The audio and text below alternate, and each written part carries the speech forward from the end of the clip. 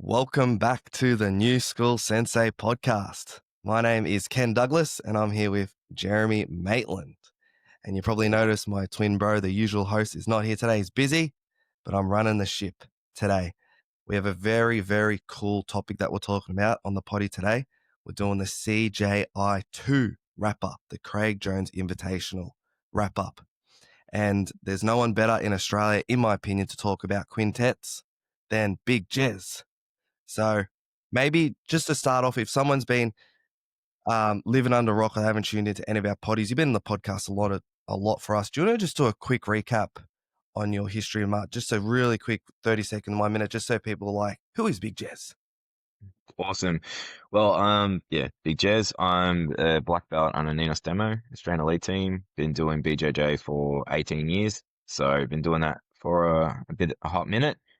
Been coaching for about 10 years just across the Victorian circuit. And, just love jiu-jitsu and love being part of this community. So yeah, competed, back in the day and done a few super fights recently, but, that's basically a quick spill on what I am and what I do. And you've also run a lot of quintets. Do you want to talk about like how did that start and how many, just briefly? Yeah, just briefly, I kind of very similar to, Craig Jones' approach. Like I found quintets very exciting, because it wasn't an individual event, it was a team event, but it actually catered like rule set and stuff actually made it about a team as opposed to like an individual fighter, which is really cool because BJJ, we do fight under banners and stuff like that, but it is a very individual sport. So I found it very interesting that you take the individual out and you make it more about the team. I found that very exciting. So I, played around with it like as an interclub thing, at Resilience Training Center. Just did it with just my guys first. And they all initially just said this was so much fun because it wasn't like all catered to like one person. So it was like, it's an actual team event. So, and from there, I think this is my fifth or sixth, quintets that I've run, and they just keep getting better and better. So yeah. I like it, Jez. All right, so let's get straight into the wrap-up, the CJI 2 wrap-up. So we're assuming that people that are tuning in, they've watched it, they know about all the teams. So we're not going to do a full match-by-match wrap-up. Let's just talk about the finals match. B team versus New Wave. A lot of controversy there. If we look at the actual match in itself, there wasn't any submissions. From memory, yeah, like it was very close. And then obviously the judges scored at 47-47 and then B team got it. So Jez, do you want to talk about what happened there? Yeah. So, under the rules of that particular quintet, they had stipulated, not publicly, but apparently to the teams, that if there was a tie on the scoring, that the final match would count to the total score. So they would just count the score of the final match, which I personally did not like. I thought that, New Wave had won 3 of the 5 matches, quite decisively. They deemed that last round a 10-8, which made the equal score. But I've got to be honest, I don't think it's very fair that the match was based off one fight. So basically it was Nicky Rod versus Luke Griffith. And look, he did dominate that match, positionally, but he didn't put him away. But I just think, I just don't think that was very fair because like you had, Giancarlo dominate. You had, Dorian? Felipe Dorian, man, dude, Dorian was super impressed. He was, for me, I was super impressed with Dorian. Just being so little and so impactful in the whole event. I just think what I would have done and how I would have done it, I would have had a sudden death match. You pick one guy, and then what you can do is you can score that match, and then you could have given both teams an opportunity for one last match, and that could have just snuffed out any sort of controversy. So that would have been incredible. Yeah, I just think one more match and you just pick your best guy versus your best guy versus my best guy, and you can score it. Like But yeah, I didn't like that. I think because I, I, I don't know. I just think it wasn't fair. If you win two matches and then the other team wins three matches, I mean, I don't understand how like it could have gone the other way. And I love B Team. I mean, realistically, I'm not a massive fan of New Wave, but I didn't think that was very fair. And to Craig's credit, the New Wave got the prize money as well. So that kind of, you know, again, it didn't solve the problem, but it was like at least a amends in that regard. So yeah, I didn't like that rule stipulation. Again, we can talk about the thing. There were definitely things in that I think that could have been avoided, but yeah, that's my answer to that. Yeah, because apparently Luke was actually injured from that armbar from Penner, so they were saving him to the end. So Yep. that's probably like, so if it was a sudden death match, most people would from the outs would have thought that that last fight was the best fighters. But if someone's got an injury, so who So would yeah, you have picked out? Because B I would team, put it. Yeah, B team had definitely had Penner. I think either Penner or John Carlo because of the size there's no doubt you Nicky. mean Victor Hugo? Because Penner was Oh, sorry. with Atos. Oh, my apologies. You are correct.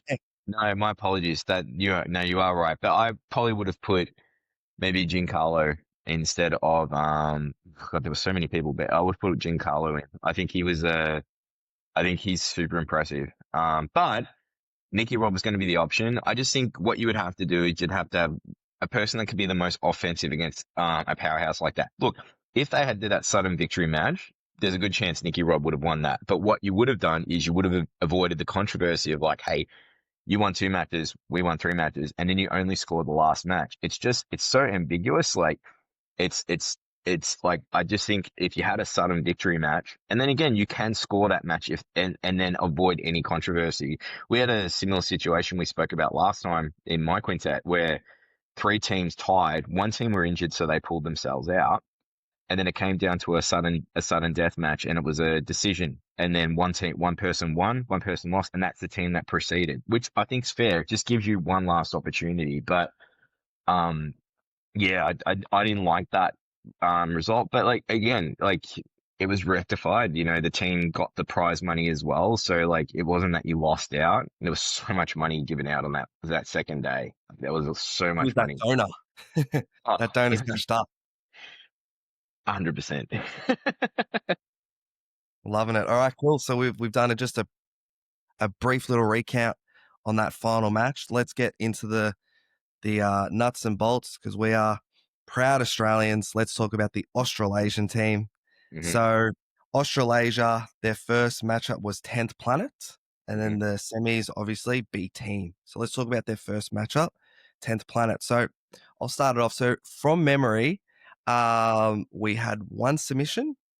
Uh, hmm Bilal had that straight foot lock, belly hmm down. There was a bit of controversy there as well with the tap, which for me, it didn't look like much controversy because the guy was like literally belly down, not even looking, and he tapped a few times.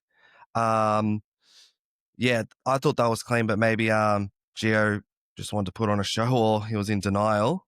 But that was pretty much the match. I can't remember any other submissions in that. That was because Bilal's foot got broke in the next match. Oh, true. That's Yeah. true. Yeah. But we must have won by just the points and stuff The like that. points. Yep. And I actually thought that foot, as you said, there's so many matches. Cole Bain was like, he went right into the fire and actually footlocked our footlocker, Bilal. Yeah. But I thought that like Bilal, if you're doing a quintet, you can tell me if I'm wrong or not. You shouldn't take a break. Like you shouldn't let your leg get broken if you know that you could have another match because that stuff's susser because there's no like substitution sort of rule if you get injured. So that really Yeah. hampered us in the semifinals. What's your thoughts on that, Jez? I think I got to say Bilal, that's kind of his first. I thought he was very impressive in his leg lock position in that first match with Gio. And I mean there was a size discrepancy, of course. Yeah, You know, he was much bigger than Gio, and he had a very attack orientated style, which is great. It's more exciting. I say of all the leg lock battles that I saw, I mean, at least Bilal was like actually going for it, rather than just playing footsies. And I mean, he got that leg look I did not find any controversy with that at all. As a referee, this is even with the Giancarlo situation where you can argue he didn't tap. It is a referee's job, first and foremost, to protect the fighter. Now, in regards to Giancarlo, it's probably a little bit more controversy to that, but he kind of ricocheted his hand. He bounced his hand off the grip. It didn't grab the leg. Now, as a referee, you want to protect the fighter. It looked like a tap. In a ref in the moment, he has to look at fighter safety first, right? Now, I felt like as a ref, you could argue that Gene didn't tap, and that's a very fair bet, but the ref's first job is fighter safety. If you bounce your grip, as a ref, I would stand by my decision and I would have called that a tap. Whether it was a tap or not, fighter safety first. Can you imagine the ramifications? And a great example is Bilal. Bilal was tapping out and then it was already too late and his foot broke, right? And then he went into fight two. Like he realistically probably should not have gone into fight two. He could barely walk, right?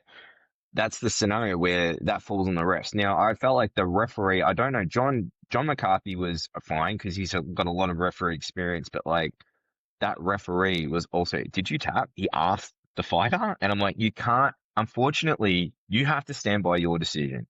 If you're gonna pick fighter safety as a referee, that's gonna be your priority. And that's like, again, like I don't want to be in that position. I'm not a ref. I don't like it. There's a lot of responsibility as a ref, and a lot of falls on you, but you can't have any hesitation in your decision. So I felt like what he did with Giancarlo, whether they're happy with it or not, he did the right thing, but you can't doubt yourself when making that decision. You have to stand by it. With the Gio one, man, Gio, even if you weren't tapping the leg, mate, like seriously, your hand was going. Like in any facet of the thing, I'm sorry, you were caught, you were tapped, and that's it. I found zero controversy with that decision. And again, ref, it's fighter safety. Okay, whether you like it or not, what the ref can see is it comes down to that. So I found no controversy. I don't know if that was what your question was. Was that your Yeah. question?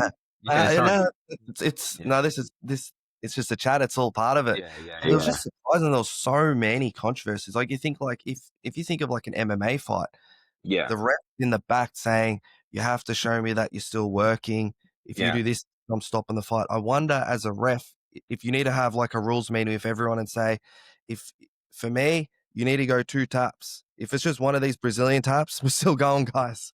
Like, I feel like yeah. if they didn't do I that. think it needs to be verbalized before the match that that's what's going to be. And to be fair, I mean these guys are very experienced, and of course they fight in very deep and dangerous positions because they're so used to it.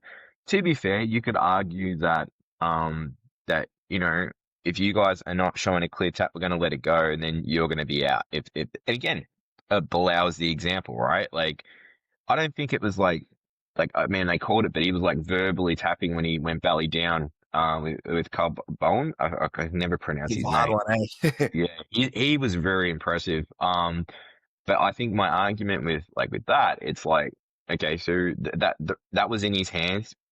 You probably should tap before you let it go too late. But again, when you're fighting for that stake of money, um, it is what it is, right? I think he did. Yeah. I think the controversy around that. I think that first footwork was fine, and of course he's so big, and he's notoriously known for leg locks in Australia, right? Like Well, yeah. very very good.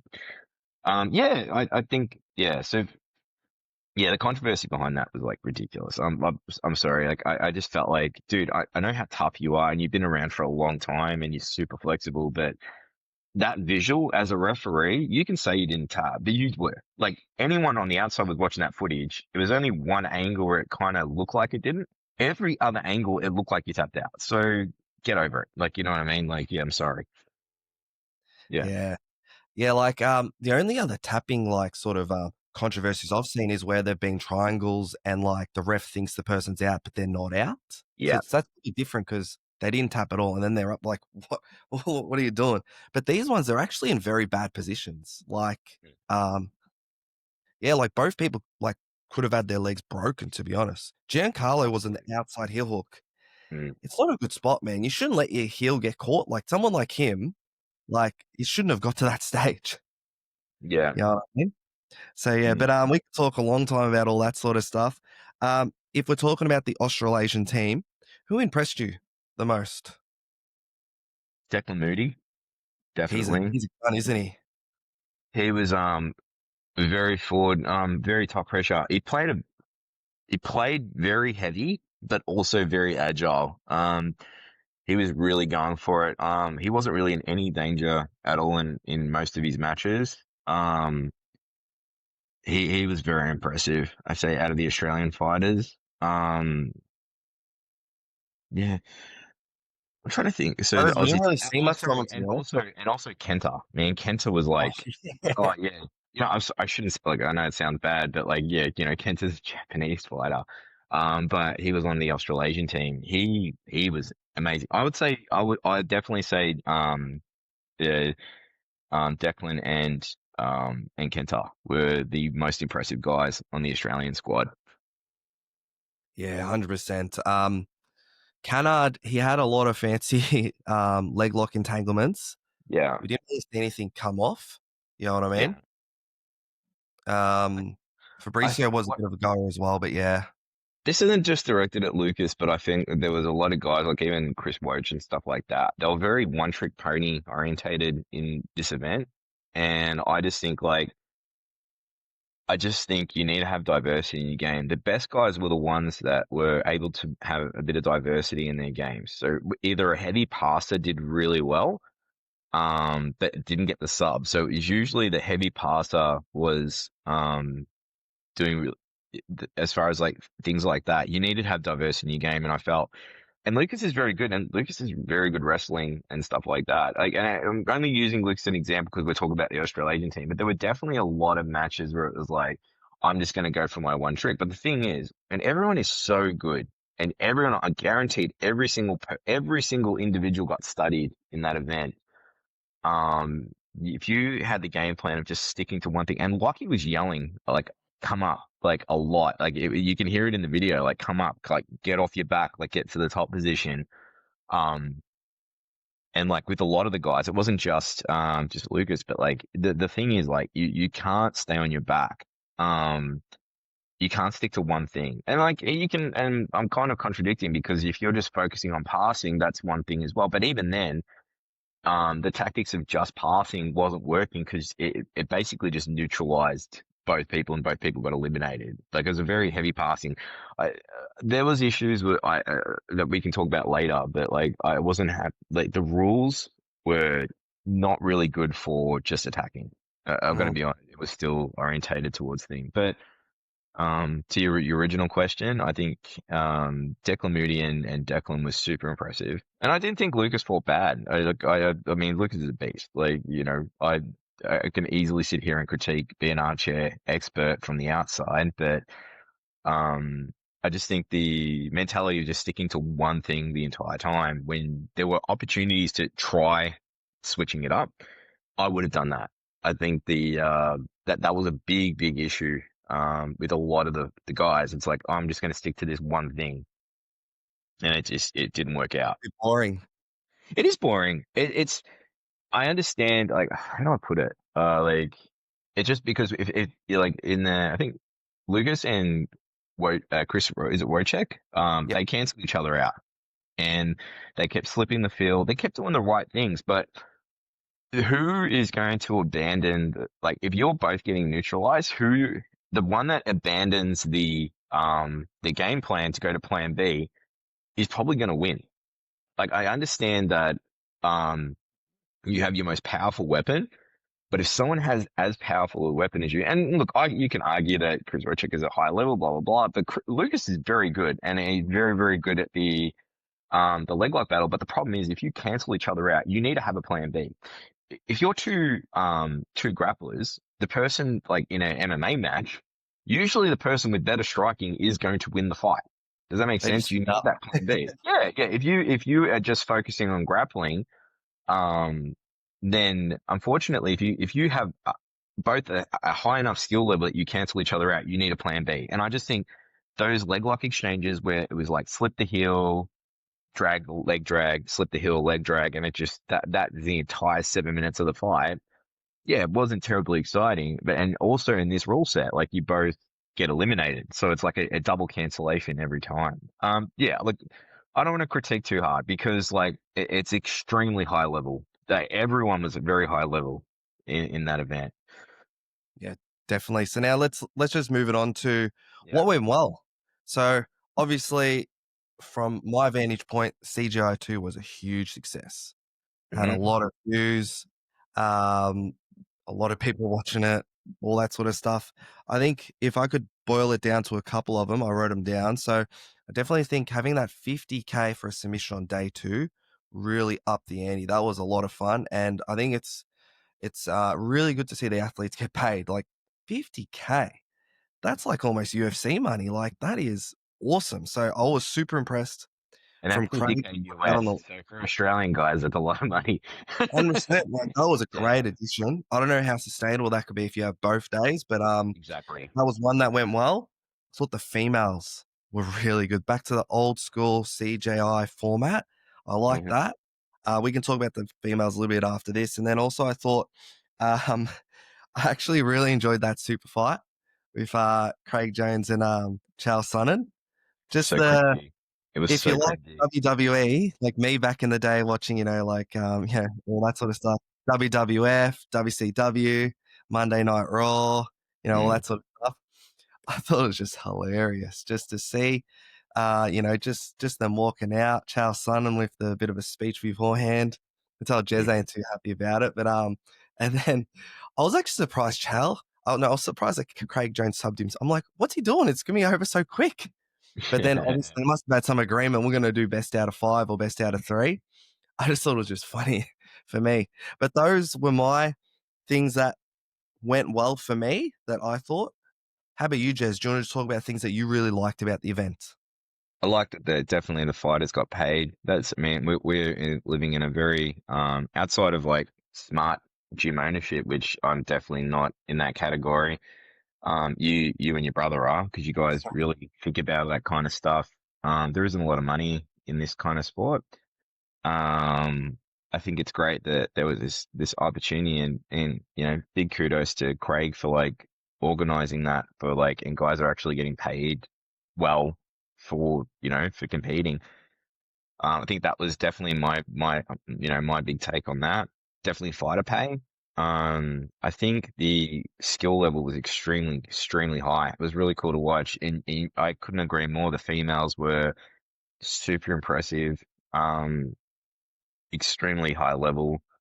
I wasn't a fan of the Chell match, but I also am, very grateful to someone like Chell who clearly isn't training anymore. He's pretty much retired. He's he's a commentator now, and on late notice. And there was that, obviously, Gable Stevens pulling out, which was kind of, I understand you got to whatever. Like I don't know the story, doesn't matter. But like a late replacement. Obviously, I think that match would have been more exciting just because of the younger athletic wrestler, and Gable Stevenson is he's a gold medalist and he's a giant athletic machine. So it would have been a bit of fun. I think, man, like I have some critiques of the event only because I've organized quintets myself and I see it from a different light, but it's still a great event. Like, it 100%. wasn't you know what I boil it down to? They won with CJI won. Like the battle's over. They proved the point. The battle was won. Everything changed just based off that, how the success of that event. I mean, Mo and Flo they obviously mended bridges with Craig and stuff like that, and like it did create more opportunities for these for all BJJ fighters, and actually it's just a sustainable income, right? So I think the battle was won. So when the battle is won, I think that energy from that fighting energy, that battle energy just wasn't there in this event. And that's all it was. It wasn't that it wasn't a great event. The battle was already won. Like, you know what I mean? All that aura of like, no, we're proving a point. They already proved that they won. Like Craig won. You know what I mean? And I think it was still a great event. I still think it was a very high level. There was definitely some entertaining matches. I actually loved Wagner, even though he didn't get a single sub. I love that old school gritty guy. He knew his job, and that's something that's really interesting. Like we talked about in the previous podcast, that you need that enforcer, the one that kind of just neutralizes everyone, we talked about that. Wagner did his job, and like he wasn't going to sub people. He wasn't. He was in there to take out, you know, Keenan, Old Kynan. school. He took out Kynan. Yeah, he took out Kynan. He took out, you know what I mean? I mean, he fought Victor Hugo. You know, yeah, he did his job. Do you understand? And he wasn't boring. Like, do you understand? Like, if you understand your role, if to go in there, he's very difficult to sub. And even if you sub in, you are going into that next match beaten, you know, Mhm. bruised, exhausted. Like he did his job, and I actually loved his matches, even though he went in there and yes, he may have got dominated on points or whatever, even though it's not meant to be a points event, but it definitely turned into a points event, which is one of my biggest critiques of the event. Um, but he did his job and he was super exciting. I don't think anyone would argue that he was boring in any of his three matches. Okay, and he lost a tooth. So like it's like yeah, his middle tooth fell out like mid fight in the first match. And it's like, you know what, all credit to him. Like he was there to neutralize. And again, you need to have strategic players. So and again, I was a big fan of like, no, I was a huge fan of I'll give credit to both the Misfits and the American Misfits and also the European team, even though they didn't win round one, they were super they were Oh, like they were very competitive and they went for it. They went for it, man. Like, and that's what they had nothing to lose. And that is a key factor in a quintet. If you have the mentality of nothing to lose, you only have only to gain. Like it was all positive. So to their credit, I think everyone performed well. I didn't look at one team that was in that event that was like bad. Daisy Fresh fought Brandon Reed with Nikki Rod. That was a great match. It literally came down to I think the last minute of the fight where Nikki Rod reversed it and then basically got that rear naked choke. And like, who cares that he lost? He had a great fight with probably arguably the top rank competitor at the moment. $1 million man. The $1 million man, and he had a great match with him. I think yeah, I definitely think that this event was still a fantastic event. I think, yeah, I mean, putting critical hat back on because again, I'm looking at it from a perspective. I felt like in a quintet setting, these matches were way too long.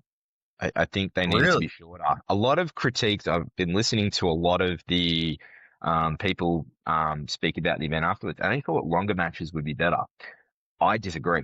I actually think faster matches would be better because even if in the faster match it's harder to get a sub, that 2 minute difference, like if let's say I'm just using it as an example, like let's say instead of 7 minutes it was 5 minutes, right? Very quick. 5 minutes is good because 5 minutes is MMA rounds. So someone that isn't a BJJ fan, someone that's a casual UFC fan, oh, I know what 5 minutes is. 5 minutes is a round, right? Um, I think it would have been quicker, and I think that extra 2 minutes, it just kind of dragged. It just dragged. At least in a 5 minute bracket, if it's fast, there's no sub. You can like, okay, cool. It's fast. It's really quick. And also you get like you say, like when, again, I'm using, Wagner as an example, but when Wagner was fighting, Victor Hugo, his job was to survive because he was just so monstrous, right?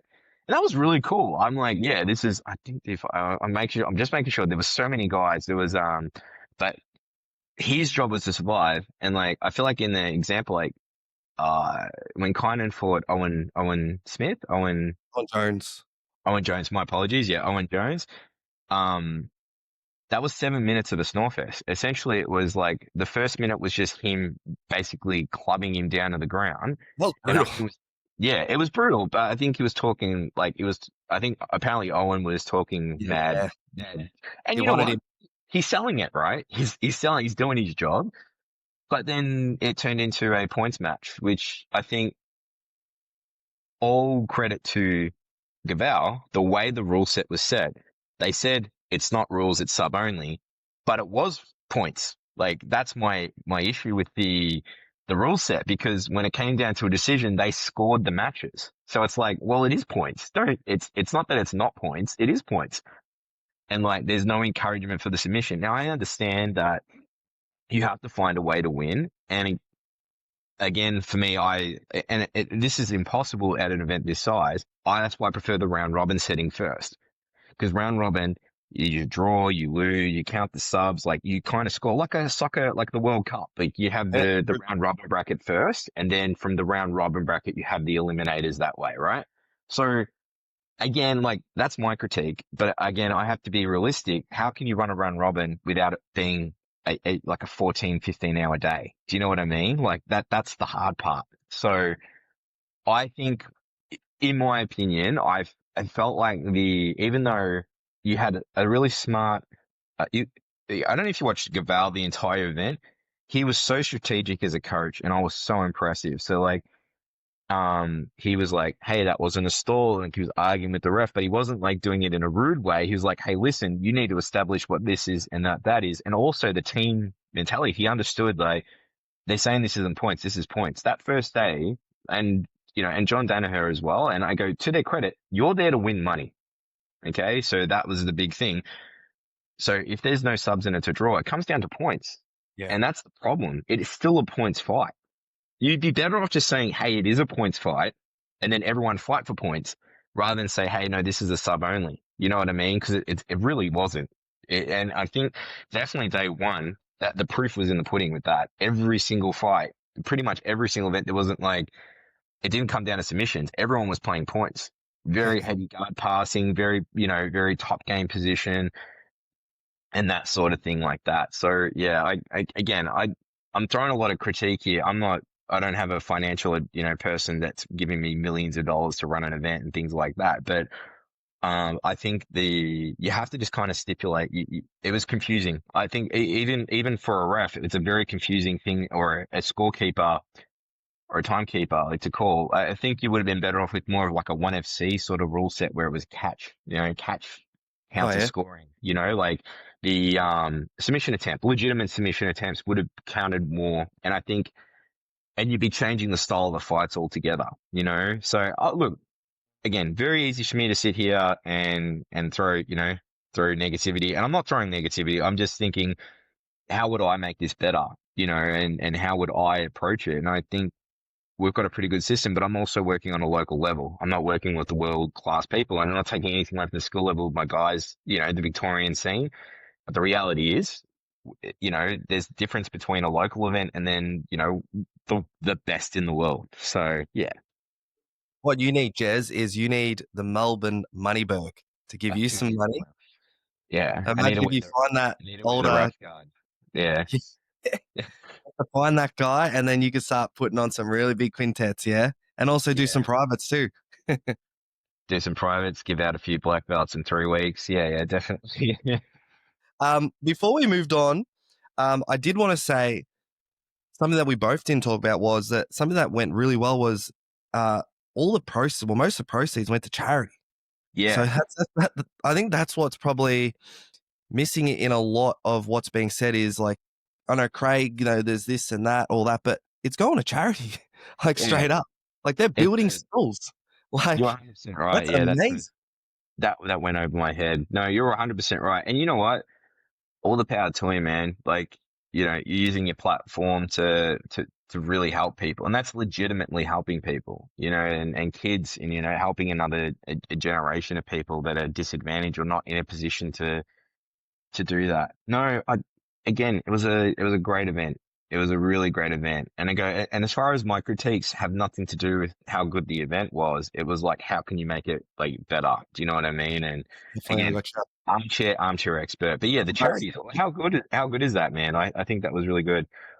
I say, yeah, the antics in between, I don't know, it wasn't really my cup of tea. Yeah, that's fair. So if we're talking about improvements, I wrote down a few. Mm, Um, so for me, in particular, the rules were a bit messy. I think you have to get that down pat. Make sure everyone knows it, whether it's from scoring, whether it's from what happens when there's draws, where there's tapping. So you got to make sure that's like just really simple because we're all jutsu guys. We're not like professors and all that sort of stuff. So that's one for me. Um, like even also with those rules, like what constitutes a 10-8 and stuff yeah. like that. A little bit confusing. I probably would have had like almost if someone gets injured, you can sub someone else in because I think that's what it takes away from the spectacle. When you got guys that are coming in, they can't even, But I guess that might add to the spectacle, adds a bit more pressure, to be honest. So that's another thing. Um, for me, an improvement, I actually believe that it would have been better if it was just straight points. If you had points and then if you had 50K for a sub, I feel like people would still go for subs for the 50K. And I feel like if it was points where if you're stopping someone from passing you by turtling, they're going to take the back and you probably get submitted anyway. So I believe that the points would have led to more submissions. Mm. And then just the last couple that I'll actually just do one more. I thought that for the sustainability of the event, I think Craig Jones was doing way too much, man. You look at him and he's aged that many years. I think he might need to change the name of the event so he can bring other guys to help him because he's promoting like just by himself. He's fighting in it. He's doing everything. Man, I don't know. Like he might have only one more CJI left in him, to be If that, honest. if I'm being honest, like I think there's a lot of thing, and like even like me sitting here, and like and I'm critiquing not from a malicious intent. I think the thing is when you have there are definitely people out there that want to bring you down, like, and there were definitely, I mean, um, Gordon was nonstop on the social and things like that. Look, whatever that is, right? The reality is when you have a successful event, there are always going to be people that poke holes in it, right? I'm doing that now. I'm not poking holes because I didn't love it. I really enjoyed the event. I just think there's a lot of political pressure when you succeed, and people want a piece of that as well, right? Um, I think that's and that just applies to anything. That's not just jujitsu. So it's like when there's a success there, there are people that are gonna strive to achieve that. But there are also going to be people that are going, oh no, you this and that. There's going to be this negative connotation on everything that's happening. But I think you're right. I think Craig took on a lot of responsibilities in that event, and unfortunately, you need to share the load. And that you have to surround yourself with a good team, and that applies to again everything. You can't shoulder on your own, even if he's just an MC. Like, again, I'm not comparing to what he went through initially when I was running the event. I was doing everything. I was reffing, promoting, dealing with people, dealing with the coaches, dealing with the front of house, dealing with everything, and it's like. And over time, what I've done is I've shared the roles. Like I basically don't do anything front of house on the event day. I pretty much stay on the mats and I'm between reffing and, and discussing with people and like keeping it on the mats. And I have my team at the front and like, you have the chefs and like, maybe have cooking and stuff like that. Again, I'm not comparing what my event is, a local event where you get like, 200, 300 people coming, which is still great. I'm very proud of that, but it's, you have to share the load. And I think in a way he had, but like also he was the face, right? Craig Jones is very popular figure and it's very exhausting. It's very easy to sit there and critiques it. Yeah, I completely agree with you. I think you needed to share the load a little bit on that event, not fight in it as well. Like that was like as much as like he brings that on. If that's the case, then you need to separate yourself from other things on that day. 100%. Definitely. If we sort of talk about more like business coaching and like running a school, one of the great tips of advice that I got was when you have your martial arts school, take all the posters down that have got your face on it, take all your awards, all that sort of stuff.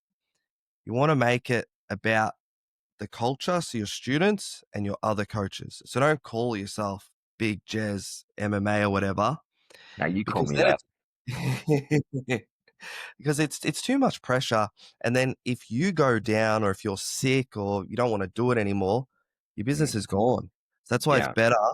So that's why, yeah, like for us, it's twins martial arts. Even though it is about me and Lance, but still twins martial arts. We have the other coaches doing a lot now. It's just a lot easier. So that's why he's literally called it Craig Jones Invitational. I think Well, he's he's still also the mascot, right? He's also the mascot of the event, which is like every that's a big job in itself. So just like for any aspiring business owners or martial art gym owners and stuff, you wanna sort of make your club or your business more than just yourself, because then that means it's easier to involve other people in the business. So that's just a Agreed. little for those guys that are listening at home. So if we almost finish, we'll wrap this one up pretty soon. So if we put our coach's hat on, we watched what 10, 15 hours of BJJ. Yeah. What did we learn? Like, I'll start first to give you some time to think, because I've learned that from Lance. Like, put him on the spot. He's like, "What are you doing, bro?" What I learnt was it's hard to pass the guard. Like, these guys, we saw so many times a full match. There was no action or just one guy trying to pass, the other guy retaining guard. Like, I think it's like we need to go back to the let's just it's almost like we need to get back to just playing half guard. These guys are trying to stand and pass, all this sort of stuff, run around to north south. Just put him in half guard, put the pressure on, and let's go. So I feel like we need to get back to old school guard passing. Another thing is sort of lot of leg entanglements, like leg locker versus leg locker, sort of getting nullified there. So as you were saying before, you need to have more than one thing. Like you can't just play bottom, you got to play top. You got to do a little bit of wrestling. So yeah, I thought I'd bring that back to you. Any of the new metas coming through, anything that you learned as a coach that you're going to bring back to your gym? I definitely watching the event. I felt like the guard passing needs to be a bit more scrambly. The guys. I think a great example is watching how the Facets or the Rotolo brothers play that passing game. Even if they don't get a pass, it's very scrambly and there's very hard to get an entanglement on those guys because I think Dorian from New Wave was the great example of that. I mean, he was aggressively passing and he was just scrambling. He was just like side to side, side to side, side to side. And it was exhausting. I mean, he dominated Penna. Now, Penna was gassed out from his previous match, not taking anything away from Penna. Obviously, he's one of the best of all time. But, I mean, he couldn't do anything. And that was a guy that was like literally like half his size. And I think, yeah, the aggressive passer is definitely, but it has to be scrambly. It just has to be more of a scramble and rather than kind of like a grindy sort of pass. I think, again, you mentioned it, that definitely diversity in your game is very important. I think, I think you have to know your role. So depending on, I think guys got a bit lost in that, like understanding what their role was. Like, I mean, again, I use Wagner as the example. And he knew his role. He was there to neutralize, take out. I think as a coach, there's definitely an emphasis on finishing ability. I think, especially at a high level, you have to have the ability to finish people. I think that's quintessential because if you get the sub, it takes the judges out of the equation. And again, it's the highest level, but if that's the case, then you need to cater your game to less of like conservative positional battles, especially when, it's meant to be a submission orientated event and look at finishing. I think my big takes is like with taking back to the gym is like, guys, you need to have the ability to finish. It's very important. And again, easier to say at a local level. At a world class level, guys are incredible. I mean, very high level, very, very hard to get finishes. But I still think the attacking orientated style, and definitely one thing that I would say that was very prevalent was the guys that wrestled up to the top position off their back. I think that was the biggest downfall in Adele's game when Yeah, she fought Helena. I definitely think the hair was a factor. I'm sorry that should have been called out sooner. that was It, ridiculous. it was, and you know what? It's not, even though her hair was like that, I wouldn't say that was maliciously done, but I would say that it should have been like, as soon as you saw that, it's like, man, this is clearly affecting the opponent, right? Like, this is like really bad. And it's like, I'm glad Gavel called it out like immediately before the next match. And unfortunately, Adele's corner and Adele, they didn't call it out till the very last round. I felt like the problem with Adele's style, even though her attacks were more dangerous and things like that, she kept going back on her back. And unfortunately, in this kind of like, I'm wondering if the referees were like seeing it more from like an MMA's perspective of like the person that's coming up. Helen would like, she was playing on top, she would fall back, she would come back up. And I felt like in the case of Adele, and again, Adele's like in my opinion, still one of the best. Like she's the best in the world. She's phenomenal. She's an amazing. She's represented Australia, and I've got nothing on her game. Like I got all the respect in the world. But unfortunately, in a scoring match, it's never good to see someone that could come up and they lay back down. Do you know what I mean? And it's hard because what is the refs after? And then you kind of got to judge it off like, what are the refs after? What are the rule sets cater to? You have to study, study, study, study. So as a coach, like if I'm going into a grappling industries and it's a round robin, I need to cater to a round robin event. If I'm going to an IFBJJ conference eliminator, I need to cater to that. If I'm going into a sub only, I need to cater to that. So you need to know the rule sets that your guys are walking into, and they need to adapt that style for that event. Yeah, that's my take as a coach. Definitely, I like it, man. I think we've done pretty well. Obviously, me and you could talk for a long time. I feel like we're just sort Yeah. of just picking the surface a little bit. But obviously, I've actually got a birthday present from my lovely wife, a coffee tasting. So I'm only drinking tea because I Yeah. know there's gonna be a lot of espressos getting smashed. So I gotta I gotta fly and get that sorted. You But won't be definitely sleeping for a appreciate couple of you. days. Yeah. Yeah, yeah. Definitely appreciate you, Big Jez, having you on. I was really pumped to do this podcast. Obviously, we've watched it all, and it's just great to talk to someone with such a knowledge base as you. And the event was a huge success. I really hope that Craig Jones has a bit of a break, but we want to see this back. We want to see the athletes paid. Absolutely. We want to see charities just doing well and just kids getting helped out and all that sort of stuff. But that was our CJI 2 wrap up, New School Sensei podcast. Thanks everyone for tuning in. Oos. Was